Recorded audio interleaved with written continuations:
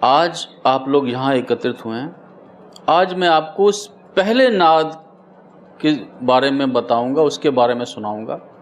आपको जो भी शक्ति पसंद है या जिसकी भी आप पूजा करते हैं, जिससे भी आप ज़्यादा प्यार करते हैं, आपको एक ये बरकत थैली दी गई है। इसके अंदर मेवा है, उसको छोड़ के बाकी सामान निकालें और अपनी झोली में से खोल कर बैठ जाएं सभी लोग।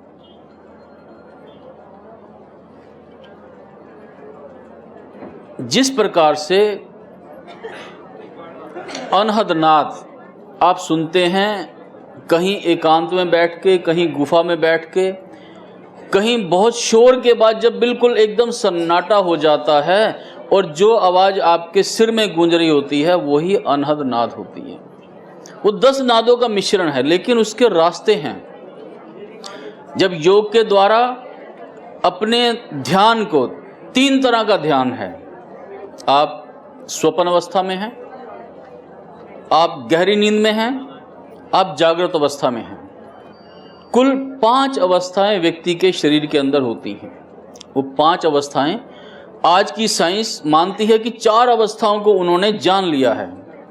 आपने एक वो मशीन आती है ईजी की मशीन, कभी किसी का ब्रेन टेस्ट हुआ हो और ईजी मशीन के द्वारा जो रिपोर्ट निकली हो तो उसमें 4 लाइनें होती हैं, अल्फा बीटा थीटा रेज की, वो 4 लाइनें होती हैं।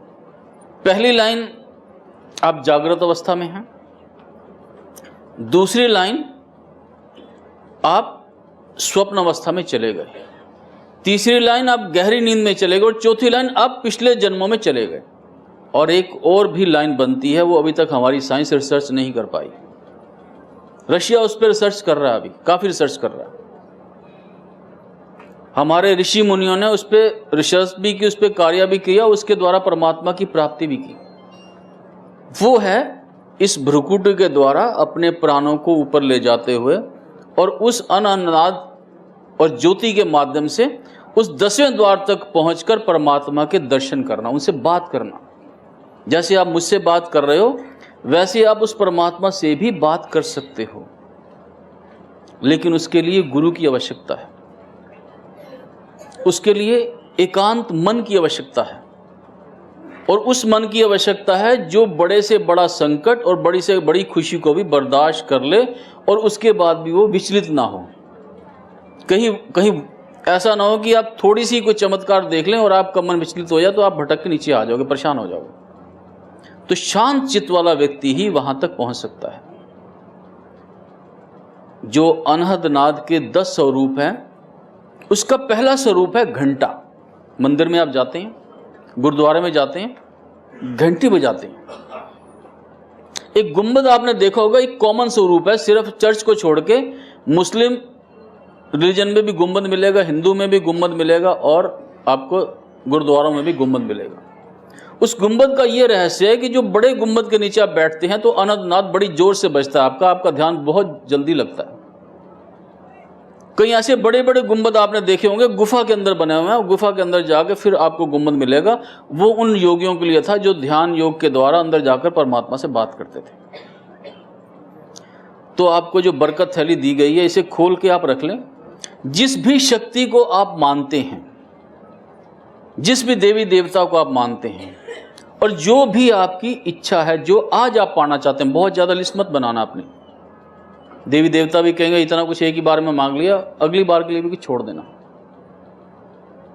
अनहद नाद की घंटे की धुन बजेगी, 2 मिनट तक आंखें बंद करके उस शक्ति का आपने ध्यान करना है और उनसे अरदास करनी है कि हे परम शक्ति, मैं आपकी शरण में हूं, मेरे सब पापों को नष्ट कर दो और मेरी जो इच्छा है पूरी कर दो। आज आप यहां से खाली हाथ नहीं जाएंगे। आप अपनी अपनी थैलियां खोल के और आंखें बंद कर लें और संगीत की वो जो घंटा नाद है वो आपको सुनाई देगी।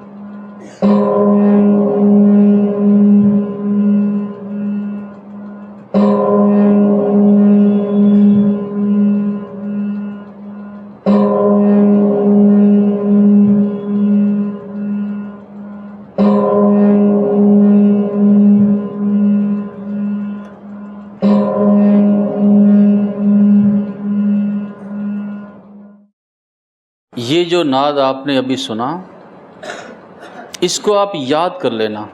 जब टीवी में ये प्रोग्राम चलेगा उस नाद को रिकॉर्ड कर लेना, इसको लंबा कर सको तो लंबा कर लेना। और जो पहली नाद मैंने आपको बताई, अपने ध्यान को आपने यहाँ पर केंद्रित करना है। आप नीचे करोगे तो नींद आएगी, आंखें खोलोगे तो सामने दुनिया के सीन नज़र आएगा। आंखें बंद करके यहाँ पर आपको ध्यान अपने ले जाना है और इस नाद का ध्यान करना है। मंदिर के अंदर जब आप जाते हैं तो घंटा बजता है, अर्थात आप परमात्मा को आवाज़ दे रहे हैं कि परमात्मा मैं आ रहा हूँ आपके दर्शन करने के लिए। तो उसी तरह ये जो नाद है, ये एक तरह से इशारा है आपका अंदर जाने के लिए। आज मैंने आपको अनहद नाद के पहले रास्ते की तरफ बताया। अभी मैंने आपको ज्योति के बारे में नहीं बताया। अभी आपको अभ्यास करना है केवल इसी नाद का और अपने ध्यान को स्थिर करना है। यदि आप 2 मिनट, 4 मिनट, 10 मिनट, आधा घंटा अपने ध्यान को स्थिर कर पाएंगे, उसके बाद ही आप ज्योति को देख पाएंगे। उससे पहले आप उस दिव्य ज्योति को नहीं देख पाएंगे। और आँखों का बंद होना और भ्रिकुटी का यहाँ पर होना और ध्यान आपका यहाँ पर लगना जरूरी है इसके लिए। तो ये जो आज नाद आपको बताया गया, ये एक गुरु का एक ज्ञान है, एक मंत्र है। इसे आप अपने साथ लेकर जाओगे और घर जाके भी इसी तरह जो भी आपका कभी भी कष्ट हो, इस नाद का ध्यान करते हुए आंखें बंद करके और प्रभु से बस अपनी झोली ऐसे कर देना और जो मांगना उनसे मांग लेना। देने वाला वो है। गुरु तो केवल एक मार्गदर्शक, एक पथ प्रदर्शक होता है। आपकी आत्मा क्योंकि स्वयं परमात्मा का रूप है। कभी आप भी गुरु रहे होंगे, कभी आप भी राजा रहे होंगे, कभी आप नीचे भी रहे होंगे इन जोनियों से। तो अपने आप को पहचानिए आप क्या हैं। जब आप अपने आप को पहचान जाएंगे तो आपको ना कष्ट महसूस होगा ना खुशी महसूस होगी। आप बड़े से बड़े कष्ट को भी बर्दाश्त कर लेंगे और बड़ी से बड़ी खुशी भी आपको प्रभावित नहीं कर सकेगी। आप लक्ष्यों को कर्म समझते हुए करेंगे। आप उसके लिए एक लिप्त होकर जो कार्य करते हैं वैसा आप नहीं कर पाएंगे फिर। तो मेरा यही आपसे कहना है। इसके साथ ही अब आपको जो ये बरकत थैली दी गई है, इसके अंदर एक अरदास पत्र है, एक आपका भेंट पत्र है। सभी के प्रश्न यदि मैं नहीं ले पाया तो उसमें आप अरदास पत्र में लिख दें।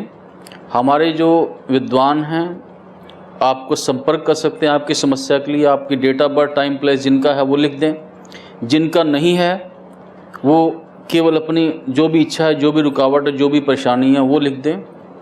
हो सके तो अपना मोबाइल नंबर वगैरह उसमें दे दें ताकि हमारा स्टाफ आपसे संपर्क कर लेगा आपकी समस्या के लिए।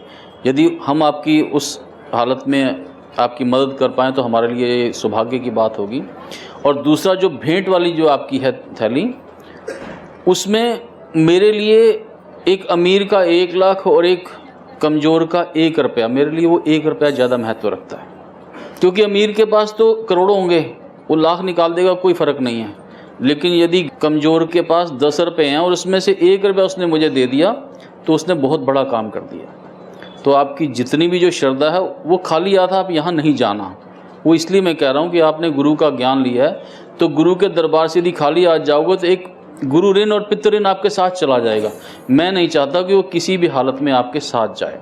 गुरु प्रसाद लेके मेरा आशीर्वाद आप सभी के लिए है और आप सारे संपन्न रहें, खुश रहें, आगे बढ़ें, आपकी मनोकामनाएं आप सबकी पूर्ण हो।